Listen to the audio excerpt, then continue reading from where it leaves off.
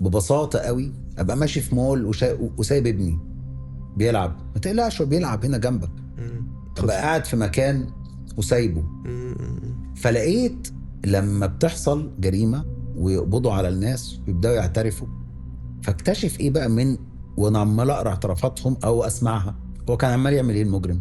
كان عمال يراقب الطفل ده على مدار ساعتين 3. اللحظة اللي هيعرف يخطف فيها او يرتكب جريمة هي الثانية اللي انت بتقول مش مشكلة سيبوه. وانت في دماغك بتبقى فاكر اللي هو انا لازم اسيب ابني برضو، مش هيفضل طول النهار معتمد عليا. سيبه بقى سيبه فين؟ يسترجل او سيبه صح. يجري شويه، سيبه فين بقى؟ يبقى طفل. سيبه فين؟ في المكان الطبيعي. اسيبه جوه نادي؟ في حاجات اكيد في الاخر كلها قضاء وقدر طبعا يعني. اكيد يعني. بس انا اقصد ايه، سيبه في مكانه الطبيعي والباقي ده بتاع ربنا الحافظ يعني. بس سيبه في مكان طبيعي، ما سيبوش في شارع واقول لك اصل معلش، لا مفيش حاجه اسمها كده.